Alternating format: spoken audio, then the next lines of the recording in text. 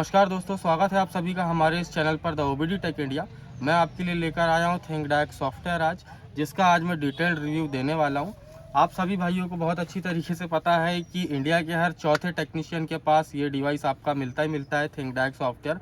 Initial level में, शुरुआती दौर में जिन भाइयों की नई वर्कशॉप खुल रही है, जिनका नया स्टार्टअप है, वो अमूमन ये सॉफ्टवेयर लेते हैं, जो कि एक बहुत ही बेस्ट चीज़ भी है। आज हम जानेंगे इसके अंदर हमें क्या कुछ चीज़ें मिलने वाली है, किस हद तक ये डायग्नोसिस करता है, क्या क्या पैरामीटर्स हमें इसमें मिलते हैं और सर्विस एंड मेंटेनेंस के फंक्शंस इसमें कितने और क्या मिलते हैं। ठीक है, तो सबसे पहले बिना वक्त गवाए जो है मैं इसे लगाता हूँ अपनी गाड़ी के ओबीडी पोर्ट में।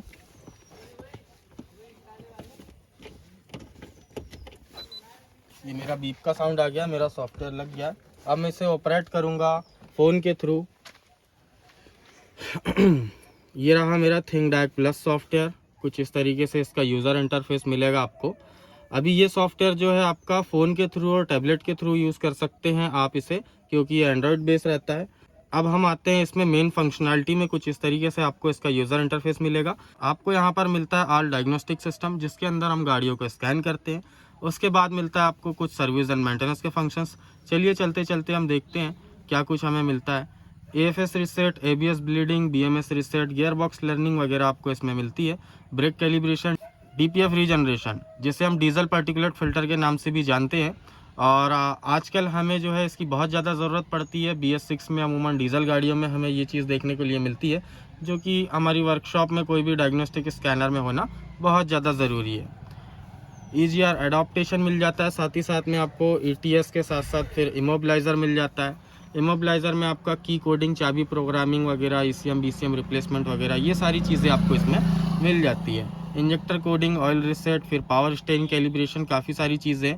कुल मिला के आपको इसमें 15 सर्विस एंड मेंटेनेंस के फंक्शंस मिल जाते हैं, जो कि एक बजट सेगमेंट में काफ़ी बढ़िया काम जो है आपका इसमें हो जाता है। 15 सर्विस एंड मेंटेनेंस के फंक्शन आपको इसमें मिल जा रहे हैं। अभी हम बात कर लेते हैं, छोटी सी एक चीज़ बता देता हूँ। ये जो हिस्ट्री है आपकी, हिस्ट्री में अगर मैंने अपनी वर्कशॉप में मेरी 4 गाड़ियाँ हैं, मुझे 4 गाड़ियों को मैंने स्कैन कर लिया है। जैसे अभी मैंने अर्टिगा को किया, उसके बाद मेरे पास स्विफ्ट खड़ी हुई है। तो अगर मैंने स्विफ्ट स्कैन कर लिया तो डायरेक्टली जो है मैं यहाँ पर सिस्टम सिलेक्शन में ना जाते हुए हिस्ट्री में जाकर डायरेक्ट जो है मैं उस ब्रांड में क्लिक कर दूंगा। ऑटोमेटिकली जो है मैं उस गाड़ी में पहुँच जाऊँगा जिस गाड़ी को मैंने ऑलरेडी स्कैन किया हुआ है। इसमें मेरा अच्छा खासा वक्त बच जाएगा। ठीक है, तो हम अपनी चीज़ों में आ जाते हैं वापस। जैसे ऑल सिस्टम डायग्नोस्टिक, ये ऑटो विन डिकोडिंग है। ये जो है ये आपका ऑटो विन डिटेक्शन मोड है, जिसमें गाड़ी को ये टूल जो है ऑटोमेटिकली उठा लेता है। 1 बाय 1 हमें सेलेक्ट करने की ज़रूरत नहीं पड़ती है। अब उसके नीचे हम मैनुअली टाइप करके भी एंटर कर सकते हैं मॉड्यूल के अंदर। फिर उसके बाद आपको कुछ लग्जरी सेगमेंट के नाम मिल जा रहे हैं। यहाँ पर आपको सारे ब्रांड मिल जाएंगे, मारुति, महिंद्रा, हुंडई, टाटा, रेनॉल्ट वगैरह, जितना भी हमारा, प्लस लग्जरी भी है। हम यहाँ पर मैनुअली सर्च कर लेते हैं। मैंने मारुति महिंद्रा ऑलरेडी सर्च किया हुआ है, यहाँ से आप सर्च कर सकते हैं। ये आगे आपका मारुति, यहाँ पे हमने किया search. Maruti and Maruti India, Maruti and Maruti India, ये 2 चीज़ दी हुई है दोस्तों। मारुति और मारुति इंडिया में मैं आपको फ़र्क बताता हूँ। ये जो मारुति इंडिया है हमारा, ये हमारी इंडियन वर्जन का सॉफ्टवेयर है, जो कि इंडियन ब्रांड में काम करने के लिए यूज़फुल रहेगा। हर इंडियन टूल में आपको जो है ब्रांड के साइड में इंडिया लिखा हुआ अमूमन मिल ही जाएगा, जैसे Mahindra India, Tata India, Maruti India, ये सारी चीज़ें। तो इंडियन वर्जन, ग्लोबल वर्जन में फ़र्क मैंने पिछली वीडियो में भी बताया हुआ है। अगर आप कोई टूल ग्लोबल वर्जन लेते हैं तो उसके अंदर आपका इंडियन गाड़ियों का काम नहीं होगा दोस्तों। जब तक अगर आप इंडियन वर्जन यूज़ नहीं करते, आप इंडियन व्हीकल्स का काम नहीं कर सकते हैं। तो आ जाइए वापस से, यहाँ पर हमें मारुति इंडिया दिख रहा है, मतलब ये इंडियन वर्जन है, जाहिर सी बात है। हम चलते हैं मारुति इंडिया के अंदर। अपनी गाड़ी है Ertiga 2019 model, Maruti Ertiga 2019 model, communication कर रहा है। और देखते हैं दोस्तों इसके अंदर हम क्या कुछ देखने वाले। हमने सर्विस एंड मेंटेनेंस के फंक्शंस तो देख लिए हैं, अभी हम देखते हैं इसके अंदर क्या है। तो न्यू मेन्यू मिल जा रहा है आपको, ओल्ड मेन्यू मिल जा रहा है। 2019 मॉडल है गाड़ी हमारी। हम चलते हैं दोस्तों न्यू मेन्यू में। ऑटोमेटिकली सर्च में गाड़ी को ऑटोमेटिकली ये उठा लेगा। मैनुअली हम स्टेप बाय स्टेप चेक करेंगे। स्पेशल फंक्शन में आपको इमोबिलाइजेशन एंड अदर्स में आपको सेंसर कैलिब्रेशन एंड ऑल, ये सारी चीज़ें मिल जाएगी। जैसे इंजेक्टर कैलिब्रेशन वगैरह मिल जाएगा, ऑयल रिसेट वगैरह आपको मिल जाएगा। हम मैनुअल में चलते हैं, फुल सिस्टम डायग्नोस्टिक में चलते हैं हम। ये आपको सारे मॉड्यूल्स आपको मिल जाएंगे, ECM BCM ABS EPS जितने भी है। अभी जैसे ही हमको ECM में फॉल्ट कोड देखना है, हम ECM में चले जाएंगे।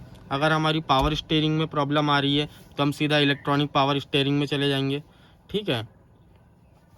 ईपीएस में चल जाएंगे, हमें उससे कैलिब्रेशन करना है, बढ़िया से एनालाइज करना है पावर स्टीयरिंग को, तो हम डायरेक्टली उसमें चले जाएंगे, ठीक है। तो हम चलते हैं सबसे पहले ईसीएम में, दिख रहा है। अब यहाँ पर हम ये सिस्टम आइडेंटिफिकेशन कोड उठा लिया इसने, हम इसे क्लिक करते हैं, ओके करते हैं। यहाँ पर हमें मिल रहा है मॉड्यूल इन्फॉर्मेशन। मॉड्यूल इन्फॉर्मेशन में जो है आपको ईसीएम के पार्ट नंबर वगैरह ये सारी चीज़ें आपको उसमें मिल जाएगी।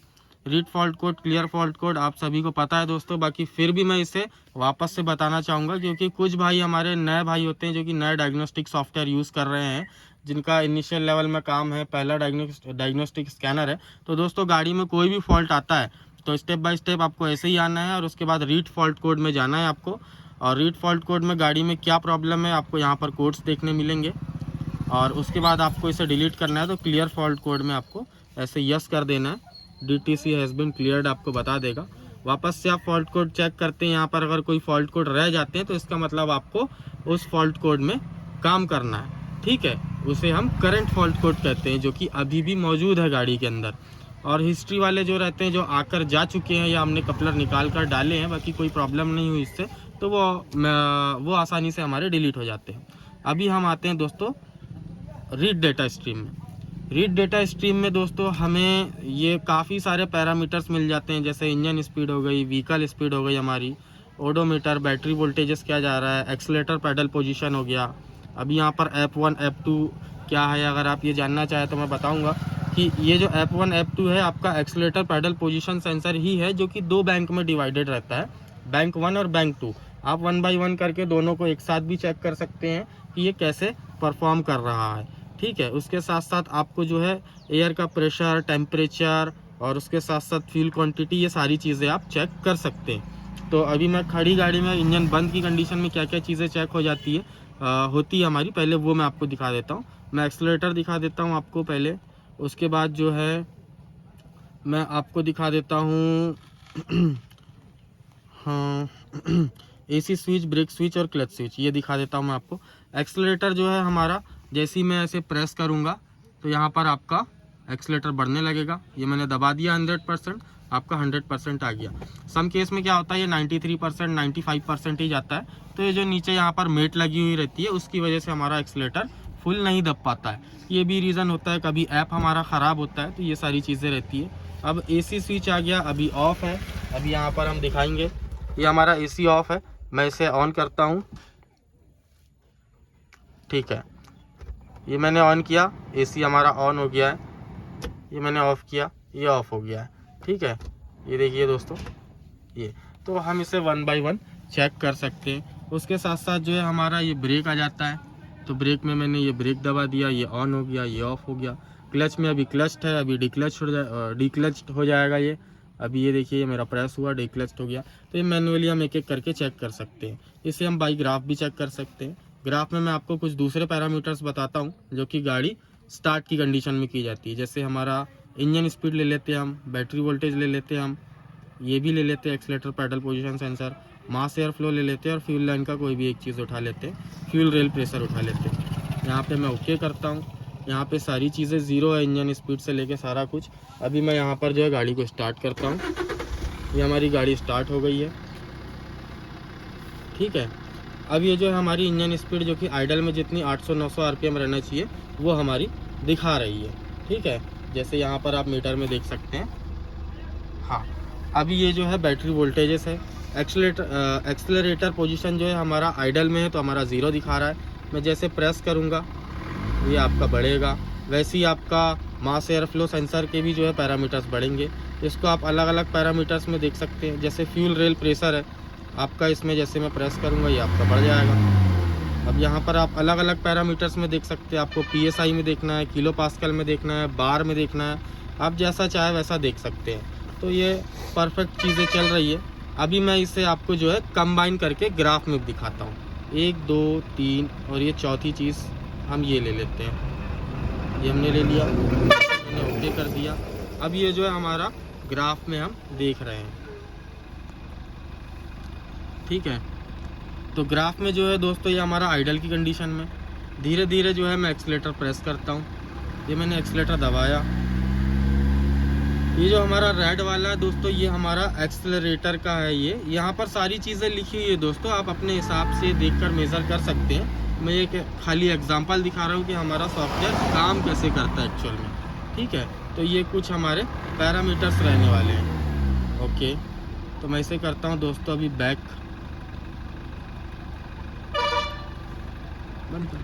जैसे ये था हमारे कुछ लाइव डेटा स्ट्रीम। ये दोस्तों ज़रूरी इसलिए क्योंकि आप इसमें अच्छी तरीके से गाड़ी को एनालाइज कर सकते हैं और एक स्ट्रॉन्ग रीज़न निकाल के दे सकते हैं। फॉल्ट कोड ना आने पर भी आप जो है एक परफेक्ट रीज़न निकाल के दे सकते हैं कि गाड़ी में ये फॉल्ट है, ये पैरामीटर्स ठीक से काम नहीं कर रहा है या बढ़िया से काम नहीं कर रहा है। जैसे हम इसमें क्या क्या चीज़ें चेक कर सकते हैं, इंजन आरपीएम चेक कर सकते हैं, स्पीड चेक कर सकते हैं, टेम्परेचर चेक कर सकते हैं, फ्यूल क्वांटिटी चेक कर सकते हैं, प्रेशर चेक कर सकते हैं, सारी हर एक चीज़, हर एक पैरामीटर्स चेक कर सकते हैं। अभी इसके साथ साथ आता है आपका एक एक्चुएशन टेस्ट, ठीक है। तो एक्चुएशन टेस्ट में जैसे हमारा रेडिएटर फैन है, फ्यूल मोटर है, एमआईएल लैंप है, ये सारी चीज़ें भी आप मैनुअली बंद और चालू करके देख सकते हैं कि ईसीएम क्या इन्हें बंद या चालू कर रहा है या नहीं। सीधे शब्दों में समझाने की कोशिश करूँगा दोस्तों, क्योंकि बहुत सारे भाई इसमें नए रहते हैं, ठीक है। और कुछ भाइयों का इनिशियल लेवल में मतलब शुरुआती दौर में ये पहला टूल रहता है, जो कि एक बहुत अच्छा टूल माना जाता है। जैसा कि मैंने बताया, इंडिया के हर चौथे बंदे के पास ये टूल आपको मिल जाएगा। तो आइए हम बिना वक्त गवाए एक्चुएशन टेस्ट देख लेते हैं। तो अभी हमारी गाड़ी जो है इंजन ऑफ है, इग्निशन ऑन है। अभी मैं क्या करता हूँ, एक्चुएशन टेस्ट में चलता हूँ। कुछ छोटी छोटी चीज़ें जैसे फ्यूल पंप मैं ऑन करके दिखाऊँगा आपको। फ्यूल पंप ऑन करके दिखाता हूँ। ये मैंने ओके किया। अब यहाँ पे ऑपरेटिंग सिस्टम आ गया है। जैसे यहाँ पर आपका ऑपरेट करेंगे तो आपको यहाँ पर फ्यूल मोटर ऑन हो जाएगी और स्टॉप करेंगे तो स्टॉप हो जाएगी। आई होप आपको आवाज़ आए, बाकी मैं फिर भी करके दिखाता हूँ। मैंने किया ऑपरेट, आवाज़ आ रही है दोस्तों। तो मैं इसे अभी करता हूँ स्टॉप। इसकी आवाज़ तो नहीं आएगी आपको, बाकी रेडिएटर फैन की ज़रूर आवाज़ आ जाएगी आपको। मैं यहाँ से एग्ज़िट करता हूँ और ये आ गया आपका रेडिएटर फ़ैन। रेडिएटर फ़ैन में मैं ओके करता हूँ। ये कुछ कंडीशंस रहती है हमारी। अभी यहाँ पर मैं जो है लो स्पीड में स्टार्ट करके दिखाता हूँ। रेडिएटर फ़ैन की आवाज़ सुना दो दोस्त वहाँ पर।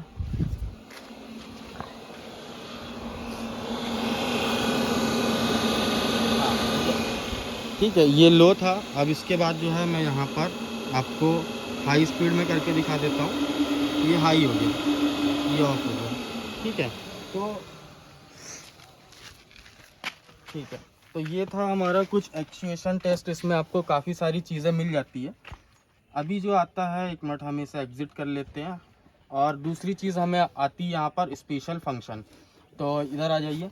स्पेशल फंक्शंस में क्या होता है, जैसे आपका फ्यूल इंटेलिजेशन सिस्टम पार्ट पैरामीटर, आपने फ्यूल से रिलेटेड कोई सेंसर चेंज किया हो, उसकी कैलिब्रेशन हो कर सकते हैं आप इसमें। इंजेक्टर कैलिब्रेशन कोड हो गया, कभी इंजेक्टर हम रिप्लेस करते हैं ख़राब होने पर या फिर कोई ऐसी दिक्कत आती है पावर पिकअप में, तो हम कोडिंग वगैरह करते हैं इंजेक्टर्स की।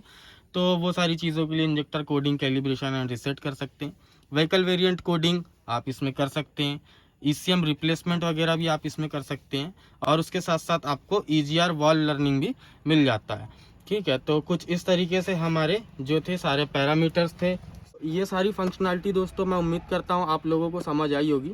देखिए, जिन भाइयों का आपका पहला काम है या फिर पहला स्कैनर यूज़ कर रहे हैं या फिर आप नई वर्कशॉप स्टार्ट कर रहे हैं और आपको एक डायग्नोस्टिक सॉफ्टवेयर चाहिए जो कि BS6 से लेकर सारी ही गाड़ियों में आपका काम करे, प्लस की प्रोग्रामिंग करे, तो ये सारी चीज़ों के लिए परफेक्ट है दोस्तों। पॉकेट फ्रेंडली टूल है ये, जो कि बजट में आ जाता है आपका और काफ़ी सारा काम कर देता है। आप यहाँ पर ऑडी, मर्सिडीज़ वगैरह भी स्कैन कर सकते हैं, उसके कोड भी उठा सकते हैं। और लोकल मार्केट में आपका मारुति, महिंद्रा, हुंडई, टाटा, रेनॉल्ट वगैरह जितनी भी गाड़ियाँ आती है वो सारी आप स्कैन कर सकते हैं। BS6 तक स्कैन कर सकते हैं। बहुत बड़ा मसला आता है कि क्या BS6 में काम करता है कि नहीं, तो करता है दोस्तों, BS6 में कम्युनिकेट करता है, कोई दिक्कत नहीं है। और जिन भाइयों की मैंने बताया कि नया काम है या नई वर्कशॉप चालू कर रहे हैं, उनको कन्फ्यूज़न है, तो आप ये छोटा डोंगल लेकर आप अपनी वर्कशॉप में यूज़ कर सकते हैं। आप अपने मार्केट को जानिए पहले कि आपको ज़रूरत किस चीज़ की है। टूल कोई भी दोस्त बुरे नहीं होते, टूल डिपेंड करता है कि हमारा मार्केट कैसा है और हमारा काम कैसा है, ठीक है। अभी एक बात बताता हूँ आपको, हमें एक डायग्नोस्टिक स्कैनर में चाहिए क्या, बढ़िया से डायग्नोसिस कर ले, लाइव डेटा मिल जाए हमें उसके अंदर, फ्रीज फ्रेम डेटा वगैरह मिल जाए उसके अंदर। उसके साथ साथ कुछ सर्विस एंड मेंटेनेंस के फंक्शन मिल जाए, जैसे इमोबिलाइज़र हो गया, चाबी कोडिंग, की कोडिंग वगैरह, ECM BCM रिप्लेसमेंट हो गया, एड ब्लू रिसेट हो गया, यूरिया वाटर जो हमारा रिसेट होता है ख़त्म हो जाता है तो हमें रिसेट करना पड़ता है, या लेवल मेंटेन करते हैं तो रिसेट वगैरह करना पड़ता है हमें। तो उसके साथ साथ आपका EGR अडॉप्टेशन हो गया, डीजल पर्टिकुलेट फ़िल्टर जो हम बोलते हैं, DPF रीजनरेशन है, ये सारी चीज़ें हो गई। थ्रॉटल रिलर्न है, power steering calibration, injector coding, बहुत सारी चीज़ें मैंने आपको दिखाया है। ये सारी चीज़ें आपको इसमें मिल जाती है। तो इनिशियल लेवल के लिए कह लो, या फिर आप इसके साथ बहुत लंबा टाइम तक भी चल सकते हैं। तो उम्मीद करता हूँ दोस्तों आपको ये टूल की फंक्शनैलिटी, ये था हमारा थिंकडायक ओरिजिनल वर्जन, ये टूल की फंक्शनैलिटी आपको बहुत बढ़िया तरीके से समझ आई होगी। और कोशिश करूँगा कि नेक्स्ट वीडियो मैं इस टूल से काम करती हुई वीडियो लेकर आऊँ। जब तक के लिए दोस्तों मिलते हैं हम नेक्स्ट वीडियो में एक नए कंटेंट के साथ।